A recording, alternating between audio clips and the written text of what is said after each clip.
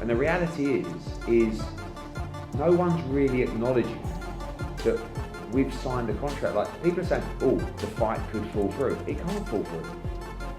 It can't, unless Seller and Saudi want to breach the contract and not stage a fight they've signed to stage, which wouldn't happen either. Doesn't look like they're going to sign the fight, and it doesn't look like it's going to happen. All because Eddie Hearn and that want more money. They've already had that much money off of Turkey in the last few years, Eddie and AJ, yeah? They've had boxing deals, they've had darts deals, they've had snooker deals. They've had... Well, I think people, listen, again, this fight should have happened 10 years ago, 8 years ago, 6, 7, 5 years ago. It didn't. It's happening now because Turkey's putting his hand in his pocket. So he's decided to give the public what they want, and the public is saying, well, now you're giving us what you want. We want it our way. And we should be grateful the fight's actually contract. Well, I can't really comment on Eddie Hearn and Anthony Joshua, what they're doing. All I can comment on our side is we've done everything we can to make this happen in England. We've tried and tried and tried. Now it's, looks like it's going to go abroad. So, Tyson Fury just wants to fight. Imagine the build-up to this fight, the amount of media attention this fight's going to get worldwide. It's going to be frightening, it really is. And I don't think he's got the capability now to be able to deal with that kind of pressure. I don't see that in AJ anymore. Well, as you were kind of saying with Eddie and calling him a dickhead at times, which I thought was a bit unkind, especially as you were getting a delivery of food while you were interviewing him. It was a brilliant interview, I hasten to add. A very weird interview with you abusing each other, him trying to run off, and you calling him a dickhead. I didn't call him a Eddie Hearn fires back after Tyson Fury accuses him of holding up the Anthony Joshua fight. Hearn openly mocks Fury's claims, portraying him as someone who keeps talking without offering anything substantial. According to Hearn, his side has already signed the necessary paperwork, making Fury's accusations nothing more than empty noise. He insists he wants the fight just as much as anyone, while suggesting Fury is the one creating unnecessary confusion around the situation. It's so mentally destroying to try and explain to people who, like, I don't want to be disrespectful to people's intelligence, but it's like you're listening to a geezer on an elliptical trainer, or whatever those cross trainers are called, right? Who, let's be honest, doesn't really have the best track record in terms of Instagram posts and not telling porcupines.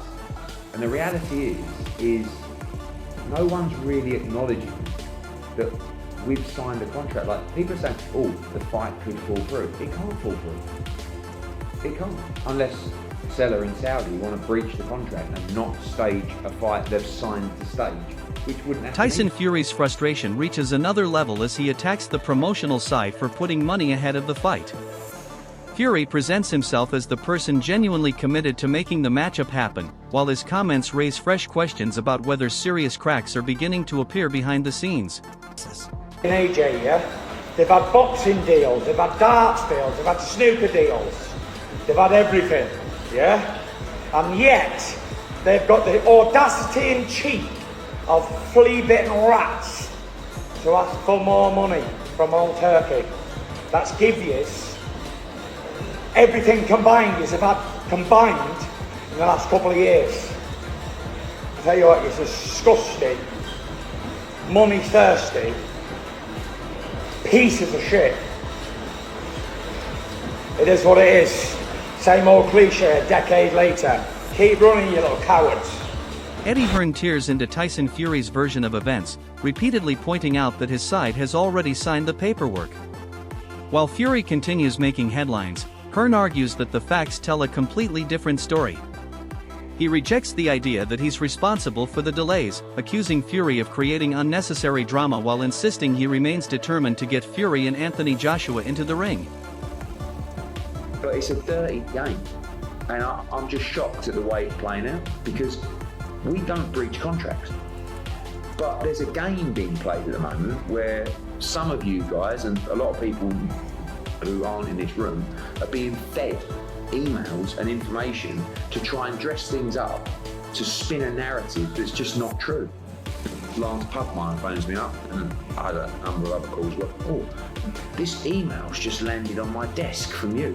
Firstly, that's a plant, right? That's what is known as a plant. And it was sent by TKO to journalists to basically try, to a number of journalists, to basically try, and I actually was told by a number of people that they are actually financially incentivizing people to repost Tyson Fury's story of him trying to spin the narrative. It's absolutely wild what's going on. And it's like, the email that was sent was an email between Matchroom and Seller detailing outstanding points that we want resolved. The addendum that was sent to Seller regarding the changes that we want to the contract if you want to do the fight in the US did not have one of those things from that leaked email. Eddie Hearn once again challenges Tyson Fury's narrative, reminding everyone that his side has already put pen to paper. Hearn claims Fury is focused more on headlines than facts and refuses to accept blame for the ongoing uncertainty. From his perspective, the objective remains simple: get Fury and Anthony Joshua in the ring and let the fighters settle everything. Never seen some cowardly ass men in my life. You got one sausage, up and down on holiday, trying to jump off golf buggies. Has he not learned his lesson? He could break his arm, break his leg, fights off. Don't even give a fuck about the fight. You pieces of shit, cowards. I bent over backwards to make this fight. Johnny Nelson believes this fight could signal a major change in Eddie Hearn's career once Anthony Joshua's chapter comes to an end. His comments suggest that people within boxing are already anticipating a shift in direction at Matchroom, regardless of how the Joshua Fury story ultimately plays out. If you want to do that, I'm not doing you no favours, because personally I think, once AJ's finished, Eddie will move into another realm of his life, of what he's deciding to do. That's what I personally think. So he can create as many enemies as he wants at this point. He can say what he wants at this point, because after this fight, I think the landscape will change in regards to Matchroom's head honcho. Spencer Brown argues that Tyson Fury's camp has already explored every realistic option for staging the fight domestically. His comments push the blame toward circumstances outside Fury's team, presenting the delays as the result of external obstacles rather than any intentional effort to derail the matchup. Tyson Fury just wants to fight. He just wants to fight, wants to get on with it, get into camp, do what we've got to do, and, let the best man win. Duke McKenzie raises serious concerns about Anthony Joshua's mental state, suggesting there could be personal struggles happening beneath the surface that fans simply don't see. His comments introduce a more emotional dimension to a build-up that has largely been dominated by contracts, promotions, money and public arguments. He would still retire even now. I think he's in a dark place, on a personal level. Don't know if he's ever going to come out of this place that he's in, the hole that he's in. Not his fault, but it is what it is.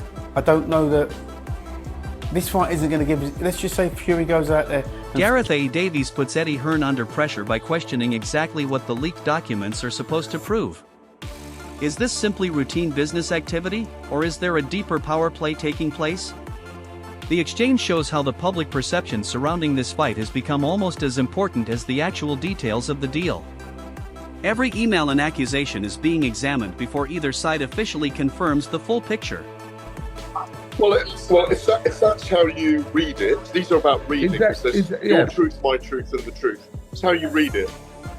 You could read this as Eddie Hearn's trying to square the whole book and get everything paid up to date and get everything signed off, and as you would with trying to square off your accounts in your company and your invoicing and your payments up to date.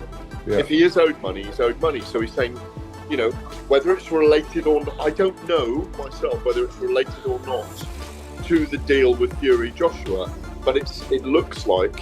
And while we're at it,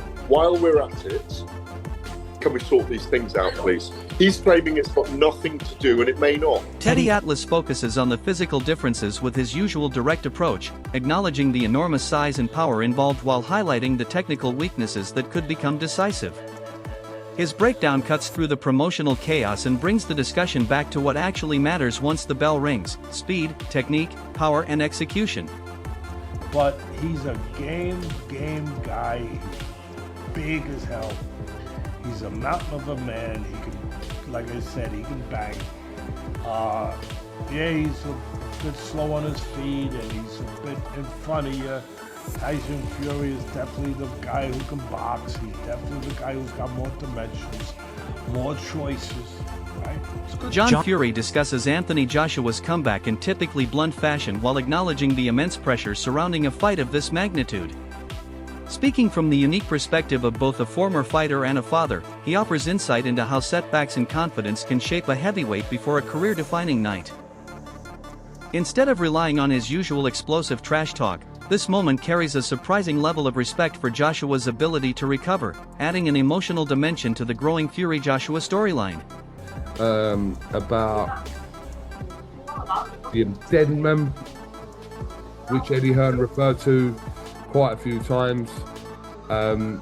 Yeah, an addendum is just a change and an addition to a contract. Right, but it was a lot affects recent. Eddie Hearn wanted to come on yesterday, right? Late last night. Yeah. To clarify a lot of the comments, which was referring to Lance Pagmire, his article on Boxing Scene. I've read it. I've read it. It was very straightforward article. Yeah, he wasn't going at Lance over it. He said, like, fair enough to Lance. The Rick Glazer situation is completely different. Obviously, what Rick Glazer and Eddie Hearn got into late last night. I haven't seen that. Okay. John Fury looks back with surprising nostalgia, admitting that the Fury-Joshua showdown has arrived years later than many fans once expected. His comments cut through the usual promotional hype, recognizing that both fighters are no longer the versions they were at their peaks. Yet he still acknowledges how significant the matchup would have been in its prime. That honesty captures why some fans feel a mixture of excitement and disappointment about a fight that could have happened much earlier. Sometimes miss each other on a very rare occasion, and these two have. You know, it's gone now. It's gone. Both men have not got what they used to have.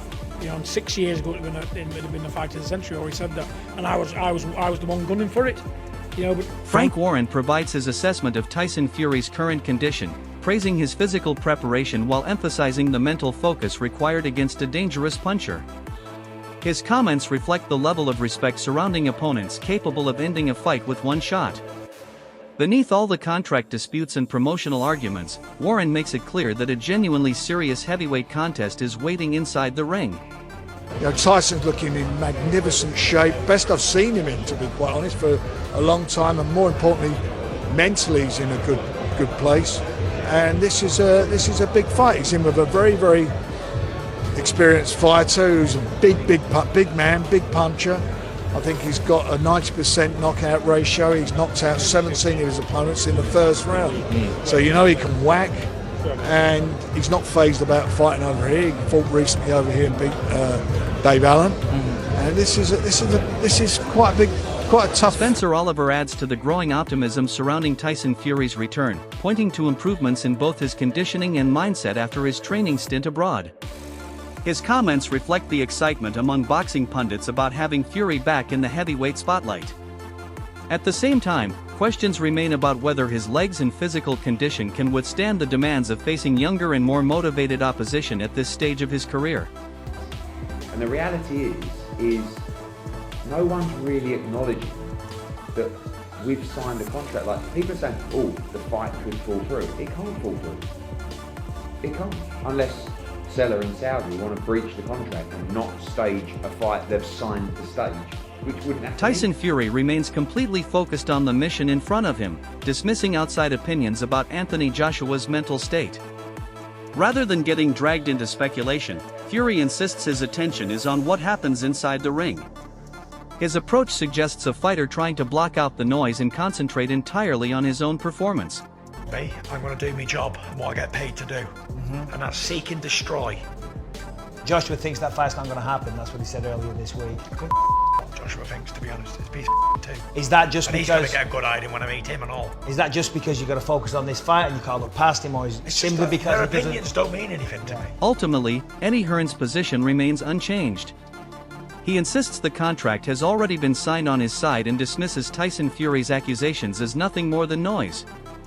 Hearn continues to maintain that he wants the fight made, while suggesting Fury is responsible for turning a straightforward situation into unnecessary drama.